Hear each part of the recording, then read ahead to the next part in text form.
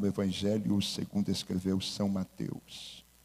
Evangelho de Jesus Cristo, segundo escreveu São Mateus. O capítulo é o capítulo de número 7. Eu louvo a Deus pelos meus companheiros, meus irmãos obreiros, que escolheram estar na casa de Deus nesta noite especial.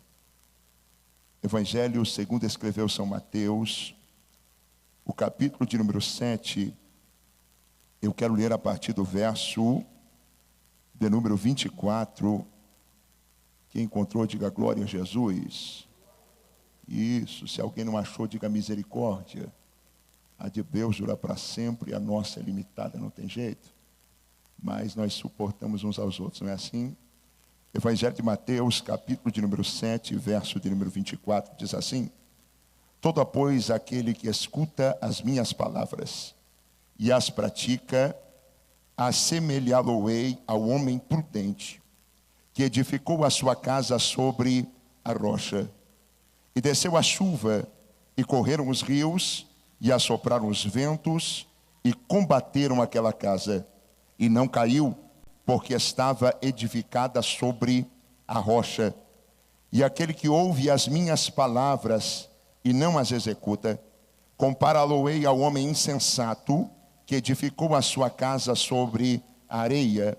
Desceu a chuva, correram os rios, assopraram os ventos e combateram aquela casa. E caiu, e grande foi a sua queda. E aconteceu que, concluindo Jesus este discurso, a multidão se admirou da sua doutrina, porquanto os ensinava como autoridade e não como os escribas. Se você pode, coloque a mão sobre alguém, por favor. Coloque a mão sobre o ombro de alguém, pergunta para ele qual é a tua base. Qual é a tua base? Qual é a tua base? Amados e queridos irmãos em Cristo Jesus, falar acerca do Evangelho segundo escreveu São Mateus é falar acerca do Evangelho escrito aos judeus. E Mateus tem uma missão, e a missão de Mateus ela é diferente, é um dos evangelhos sinópticos, sim, mas ele tem uma missão diferente. Afinal de contas, Mateus tem que apresentar ao próprio povo de Jesus que ele saiu do seu meio. E Mateus tem esta preocupação em apresentar já de cara a genealogia do mestre, para lembrar ao mestre que ele tinha raiz em Abraão, que ele tinha a linhagem de Davi. Isso faz com que o Evangelho de Mateus tenha uma raiz inteiramente judaica. Mateus tem esta preocupação, apresentar a raiz de Jessé, apresentar a linhagem judaica e a linhagem judaica de Jesus. E observa que Mateus ele vai firmar alguns pontos e lembrar aos judeus acerca do cumprimento de algumas profecias que Jesus passou e passou pelo Egito, e do Egito viria o Salvador para Israel. Mateus tem toda esta preocupação em frisar, em alinhar, em alinhar os cumprimentos das promessas, principalmente do profeta Isaías, para com os judeus, para que os judeus pudessem entender que este é, senão, o Messias prometido. E eu estou lembrando isso porque eu fiz questão de fazer menção de um texto que registra a conclusão do sermão mais importante do cristianismo. O Evangelho não é o mesmo Evangelho se você deixar de lado o Sermão da Montanha. O Sermão da Montanha, eu volto a dizer, é a principal ponte que liga o Monte Sinai até o Calvário. Necessariamente, para você fazer a ligação entre o Monte Sinai e o Calvário, você precisa lembrar do Sermão da Montanha. O Sermão da Montanha tem 19 pontos, e 19 pontos importantes demais. O Sermão da Montanha, ele vai fazer um resumo não apenas da lei, afinal de contas, Jesus veio para cumprir a lei, mas Jesus veio nos demonstrar o que é amar. E amar não apenas aqueles que nos rodeiam, mas até mesmo os nossos próprios inimigos. Jesus tem esta missão e Jesus quer fazer com que todos compreendam que um novo tempo estava chegando, um novo tempo era chegado. E eu volto e torno a repetir, não existe elo maior que liga o Monte Sinai ao Calvário do que este evangelho, do que o Sermão da Montanha. Eu preciso lembrar aos senhores que nenhuma mensagem de nenhum profeta, de nenhum rei, de nenhum mensageiro tem o peso que este texto tem. O Sermão da Montanha tem um peso grandioso, contundente. Quando você lê o Sermão da Montanha, você vai perceber que esta mensagem, ela começa a nos confrontar desde o seu início, desde o seu começo, porque Jesus, ele vai nos passar a convicção que a alegria não é possuir alguma coisa, que ser feliz não é ter alguma coisa, que ser feliz é muito mais do que isso. E o Sermão da Montanha, ele vai nos dar este entendimento, quando Jesus vai nos dizer que é possível ser feliz mesmo sendo pobre de espírito, é possível ser feliz mesmo chorando, é possível ser feliz mesmo sendo manso, é possível ser feliz mesmo tendo fome e sede de justiça, é possível ser feliz mesmo executando misericórdia, mesmo sendo limpo de coração, mesmo sendo pacificador, mesmo sofrendo perseguição. Por causa desse evangelho, nós podemos sentir felicidade, porque eu torno a dizer, felicidade não é possuir, felicidade não é ter alguma coisa, felicidade vem da alma, é sentir, e o gozo de Deus nos dá isso. A graça faz isso conosco. De mesmo que não tenhamos nada, de mesmo que não tenhamos ou que não possuímos nada, nós sentimos. E sentimos a alegria de sermos salvos. E sentimos a alegria de nosso nome estar escrito no livro da vida. E sentimos a alegria que Cristo fez, aleluia, o que homem algum poderia ter feito. Cristo fez o sacrifício perfeito. E isso a graça nos concede. O Sermão da Montanha, eu torno a dizer, ele nos confronta porque Jesus, ele vai nos ensinar que nós não somos qualquer pessoa. Nós não somos qualquer cidadão nesta terra, nós somos sal da terra, nós somos luz do mundo. Jesus faz nos compreender que nós estamos aqui para marcar a diferença, que quando estamos nas trevas, alguém tem que olhar para nós e ver a diferença, e que quando estamos aí no mundo, alguém tem que olhar para nós e ver um brilho diferente, e esse brilho vem do Espírito Santo de Deus. Escuta, Jesus, ele faz questão de lembrar que ele também é representante da lei, porque ele veio cumprir a lei e ele é o Verbo encarnado. E Jesus faz questão ainda no capítulo 5 de lembrar isso, que veio para cumprir a lei. Mas eu gosto também de lembrar aos senhores que Jesus, no Sermão da Montanha, ele lembra que nós temos dois caminhos. E ele dá um conselho dizendo, porfiai pela porta estreita. E ele vai dizer que largo e espaçoso é o caminho que conduz à perdição, e muitos são aqueles que encontram. Jesus, ele nos ensina no Sermão da Montanha a como orar, a orar e perseverar na oração. Jesus nos ensina a termos fé. Ele chega ao ponto de dizer que é para nós olharmos para as aves do céu. Ele chega ao ponto de dizer, ei, olha para os lírios do vale.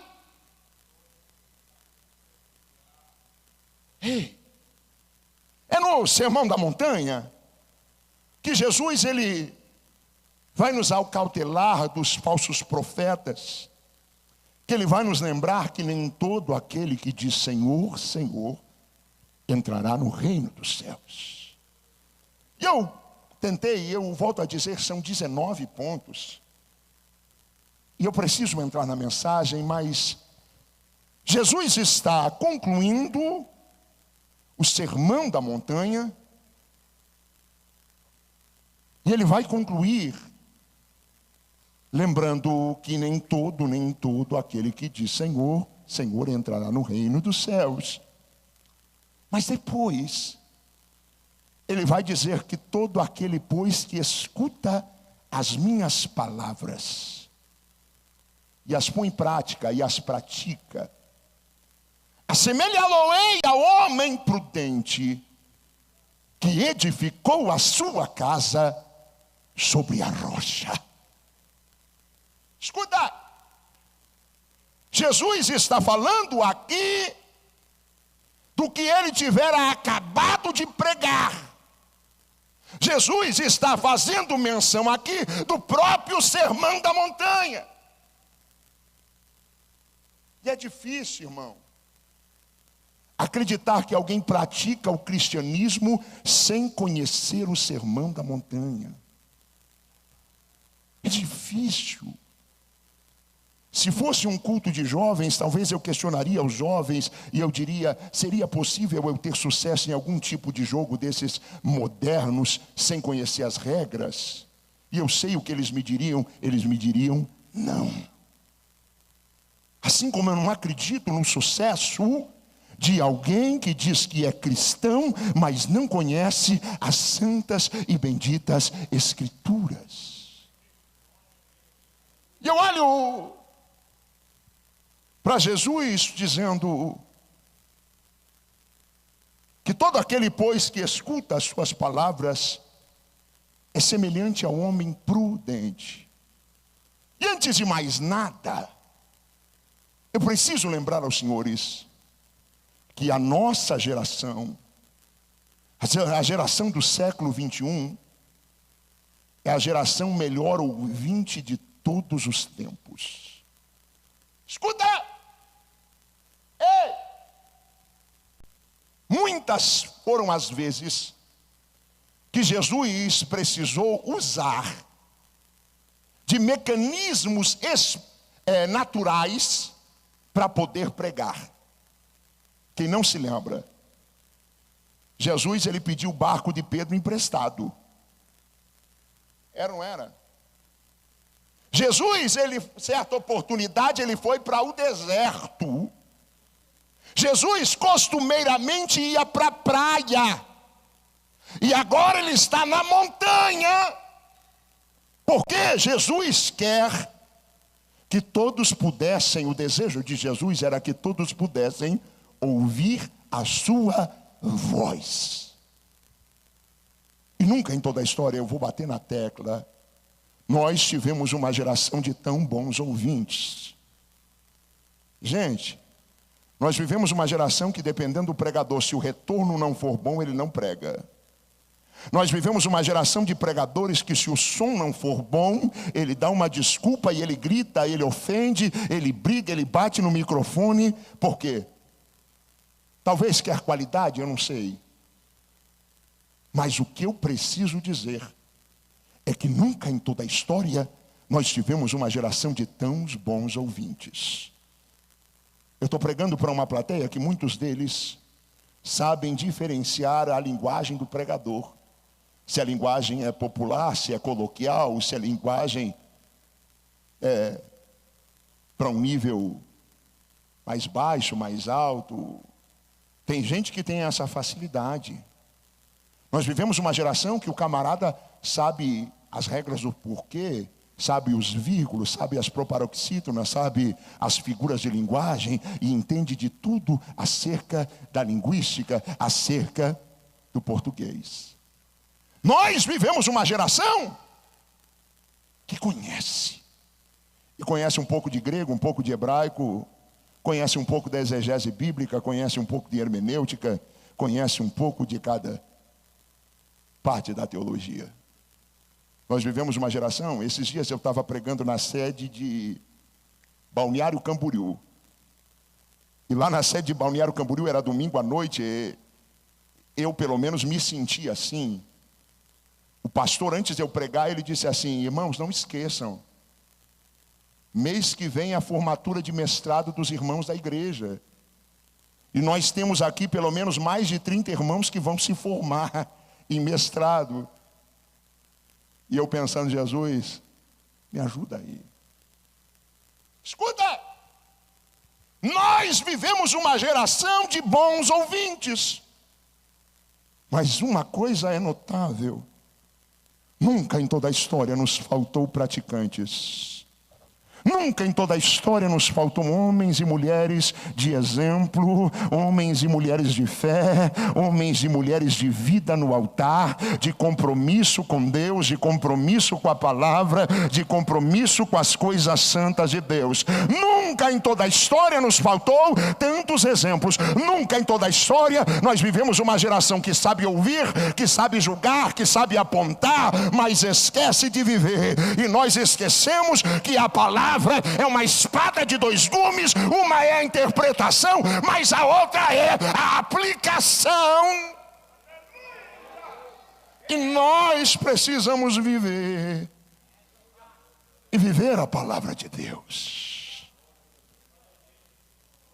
Eu estou lembrando isso porque a diferença do verso 24 e do verso 26 é 2 ou 3 palavras. Um é sensato, o outro é insensato. Um ouve e pratica, o outro ouve e não pratica. A diferença ela é pequena. Mas mesmo sendo pequena, faz toda a diferença. Torno a dizer, se nós vivemos uma geração de bons ouvintes, volta nos praticantes, pessoas sensatas. Ei, você já parou para perceber? Tem crente que vive 20 anos dentro de uma igreja e ouve toda noite a mesma coisa, mas nunca teve a coragem de aplicar o evangelho na sua vida. Tem gente que ouve a vida inteira a mesma coisa, mas nunca teve a coragem, a audácia de aplicar aquilo na sua vida. Ei, deixa eu te dizer. O verso 25 e o verso 27 também são bem semelhantes. Por quê, pregador? Porque se o verso 24 e o verso 26 fala do homem, o verso 26, 25 e 27 fala da terra. Observa! Se o verso 24 e 26 fala do homem, o verso 25 e 27 fala da terra.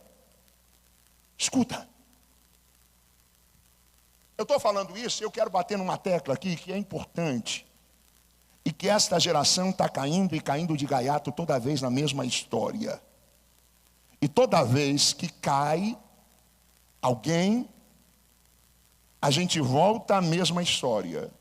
Toda vez que acontece algum fato, alguma fatalidade, a gente volta à mesma história. Presta atenção bem nisso. Evangelho não me deixa imune de nada. Vou repetir.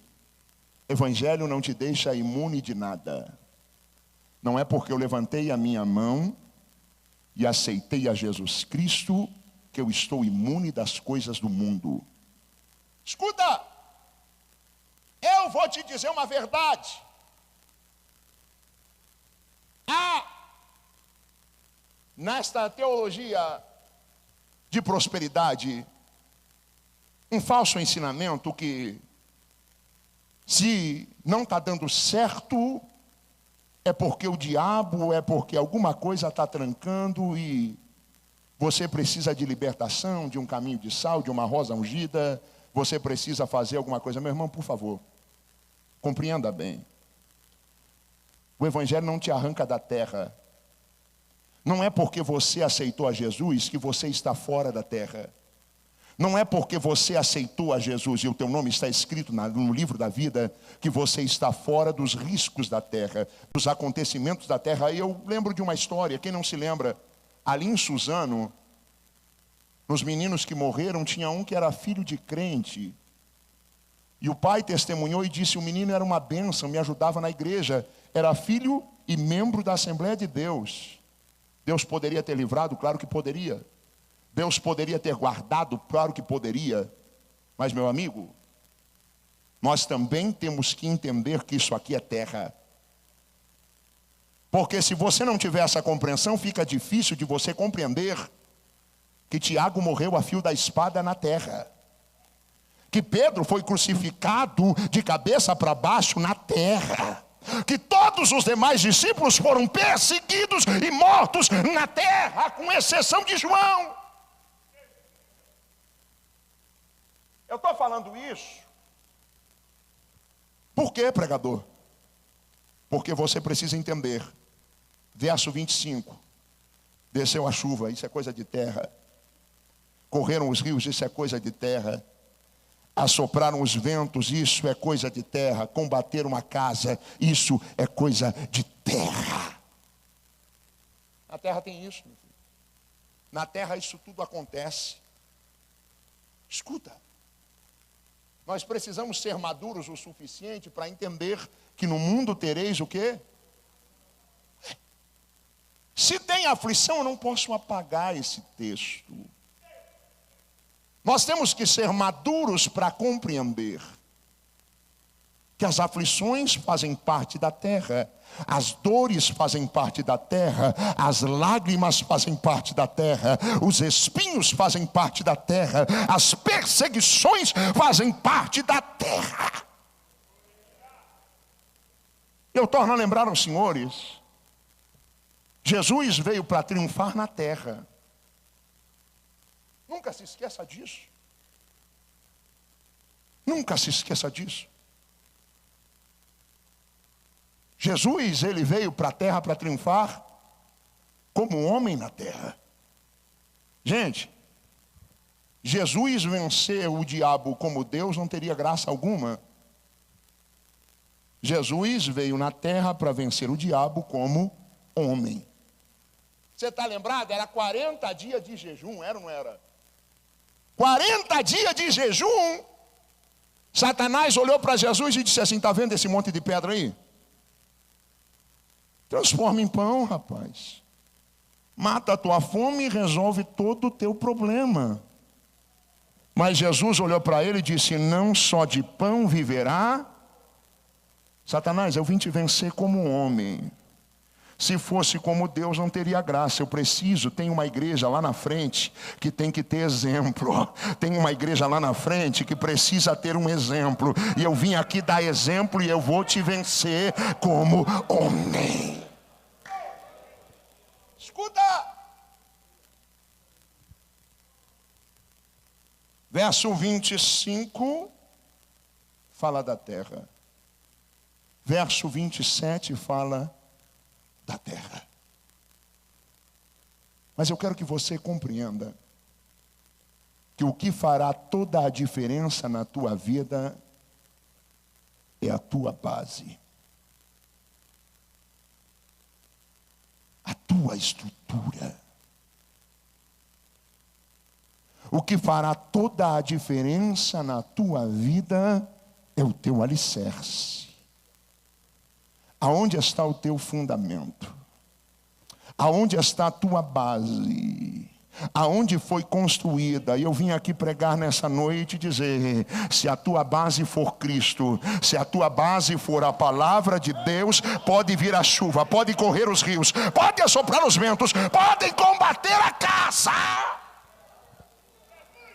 Se a tua base for a palavra de Deus, o vento pode soprar. Se a tua base for a palavra de Deus, a dificuldade pode vir, o tentador pode vir, as ameaças podem vir, a perseguição pode vir. Não vão derrubar a casa, não vão derrubar a casa, não vão derrubar a casa, não vão derrubar a casa. A enfermidade pode ameaçar, Ei, o inimigo pode simplesmente se levantar, mas a casa vai permanecer para a glória de Deus Pai. Escuta. Gente, nós precisamos entender. O que nos faz ter base não é um ministério. O que nos faz ter base não é simplesmente termos bons ensinadores, bons mestres.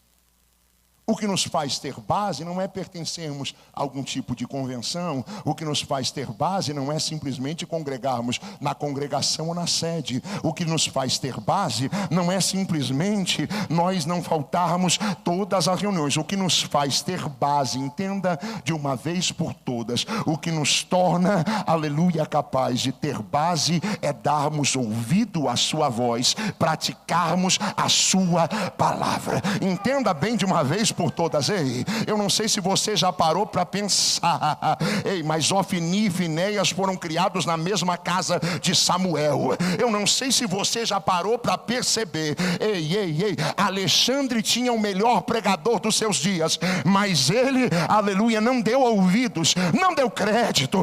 Por favor, compreenda, Judas tinha o melhor mestre que alguém poderia ter, mas no entanto não tinha base na palavra. Eu quero te dizer nessa noite, ei, meu filho, entenda, pare com essa história de levantar e de cair, de levantar e de cair, de levantar e de cair. É tempo de estar firmado na palavra de Deus.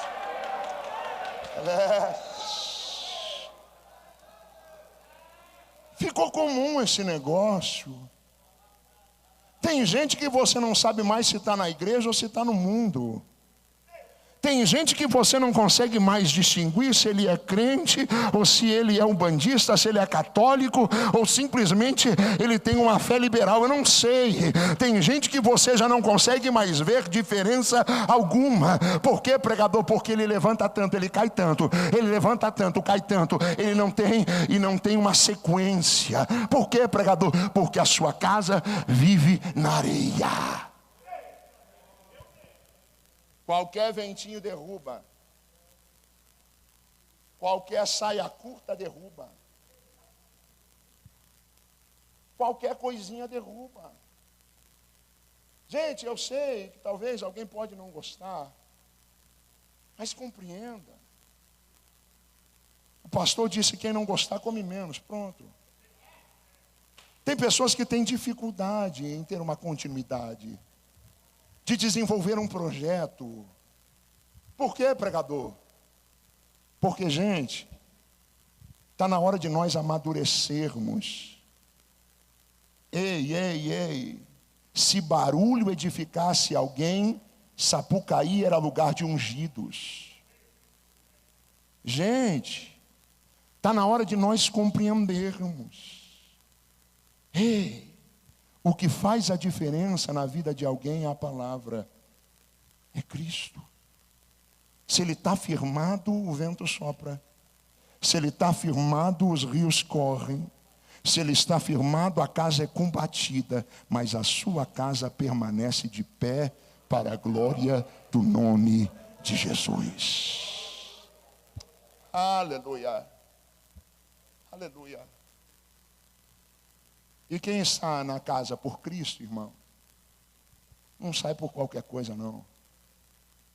Não tem decepção que derrube. Quem está na casa por Cristo, não sai por qualquer coisa, não. Não tem ventinho que derrube. Sua base é Cristo. Você pode estar sendo perseguido, mas eu sei que se a tua base é Cristo, você está dando glória ao nome do Senhor. Eu sei, você pode estar chorando, mas se a tua base for Cristo, você está exaltando o nome do Senhor. Eu sei que se você pode estar passando pelo vento que for, pela dificuldade que for, se a tua base é Cristo, você sabe, a tua casa vai permanecer de pé. Lembra? Precisa deixar frisado. O que faz a diferença é a nossa base. Eu estou falando isso, eu preciso concluir, eu quero orar. Mas eu preciso lembrar dos senhores. O salmista no Salmo 40. Se lembra bem? Eu esperei com paciência no Senhor. E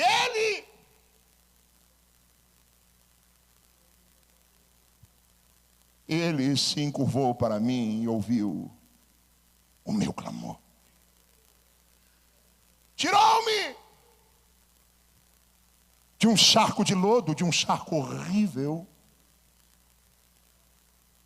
Firmou os meus passos e pôs o meu pé sobre uma rocha.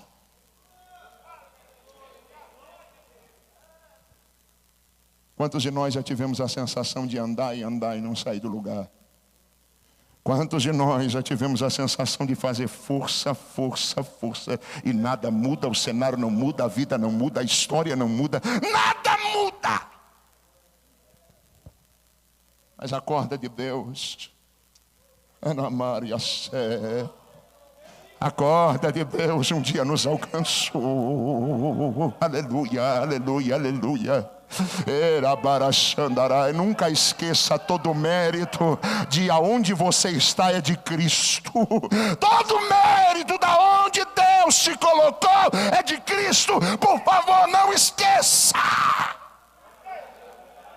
Tu estava perecendo, tu estava afundado. Ei, tu estava morrendo. Foi a corda de Deus que te alcançou. Nunca esqueça, todo o mérito é de Cristo. Todo o mérito é de Cristo. Todo o mérito é de Cristo. Ei, meu filho, por favor, você está na posição que está. Não é por causa do teu canudo, não é por causa da tua sabedoria, não é por causa do teu diploma, não é por causa de amigos. Você está onde está porque a corda de Deus te alcançou. Varia. Lebribrio serri migara serri migaia. Alabe Maria serri migoria. A gente acaba esquecendo desses momentos.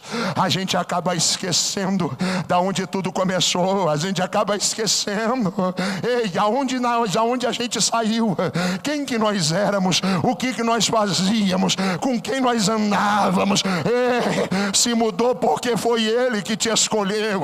Se mudou, foi Ele que te separou. Se mudou, foi a mão dele que foi estendida em teu favor.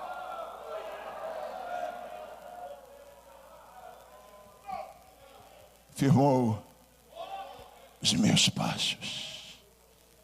Alareias-te. Anagandarai, na hora da angústia, é na hora do desespero, é na hora da lágrima que a gente sente, pastor Ricardo, a necessidade de estar firmado. É na hora da dor, pastor, é na hora do desespero.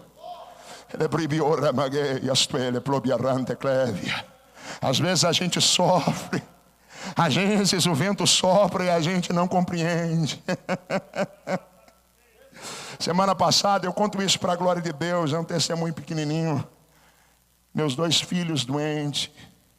Minha filha fez uma tomografia, procuravam alguma coisa. Ela tem 2 anos e 4 meses, não achavam nada. E eu estava viajando. E a minha esposa mandava mensagem, diz: ora amor, eu estou preocupada. Ora amor, estou preocupada. O pastor Samuel me mandou uma mensagem pelo WhatsApp curtinha, dizendo: eu estou orando por você.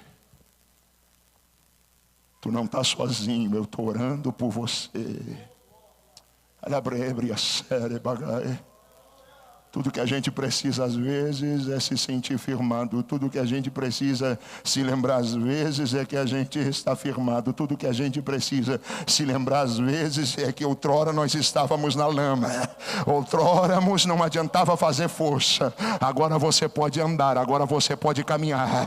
Agora você pode trilhar novos caminhos, porque tem base sobre os teus pés. Tem palavra de Deus sobre a tua vida. E nunca esqueça.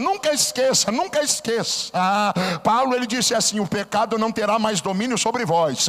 Não estás debaixo da lei, mas debaixo da graça de Deus. O que faz-me diferente de todo e qualquer pecador dessa terra, o que me faz e te faz diferente de toda e qualquer pessoa dessa terra, é que nós estamos debaixo da promessa de Deus.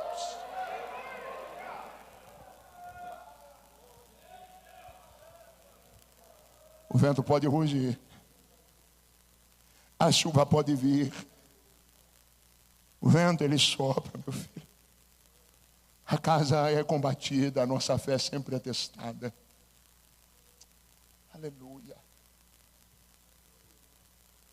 A nossa fé de tempo em tempo, ela é testada. O mundo não compreende. O mundo não entende. Nós temos uma rocha. Nós já estamos firmados numa rocha. E eu concluo dizendo que o salmista disse: pôs um novo cântico na minha boca, um hino ao nosso Deus. Aleluia. Aleluia. Glória a Jesus. Aleluia. Aleluia.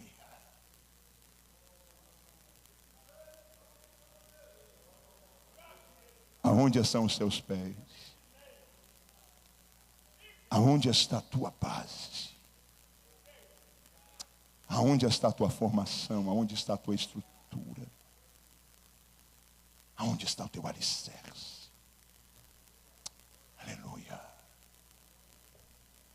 Só nunca esqueça: o vento, a chuva, os rios são temporais. É o mesmo para o justo e para o ímpio. É o mesmo sol que nasce para todos.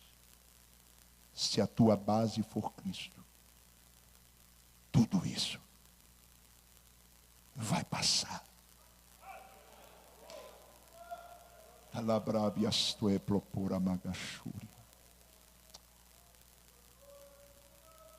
Pastor, com a sua permissão, eu queria orar com a igreja. E eu quero convidar, coloque-se sobre os seus pés. Aleluia. Alabrava shonderebra conderebra cheia. Orebrava astuera prioshonderebra súria. Aleluia. Se a tua base é Cristo, tudo isso vai passar. Eu quero convidar todos vocês que anseiam receber desta graça maravilhosa que cura, que liberta, que transforma, que muda. Eu quero orar com vocês. Eu quero convidar, sai do teu lugar, todos que desejam, que almejam receber desta graça. Sai do teu lugar e vem depressa, eu quero orar com você. Nós queremos abençoar você. Aleluia, a Assembleia de Deus está há mais de 100 anos na terra abençoando vidas. Nós queremos abençoar você. Alabrabia chore manareste clebra chonderebria. Aleluia. Aleluia, nós estamos diante do Deus que não conhece impossível. Nós estamos diante do Deus que não conhece limites. Nós estamos diante do Deus que não conhece causa impossível. Alebrabra shure menehebre andarae. Eu nunca vi cantarem aqui, e eu não sei cantar.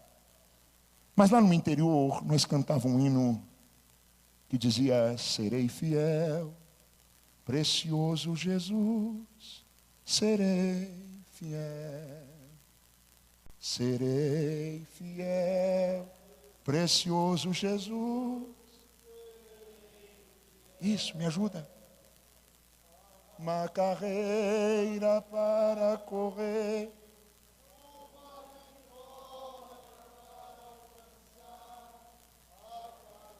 Isso.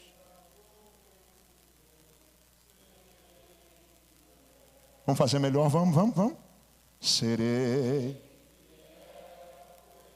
Vem.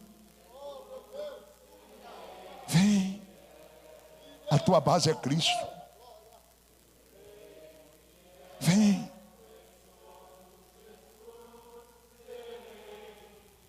Aleluia.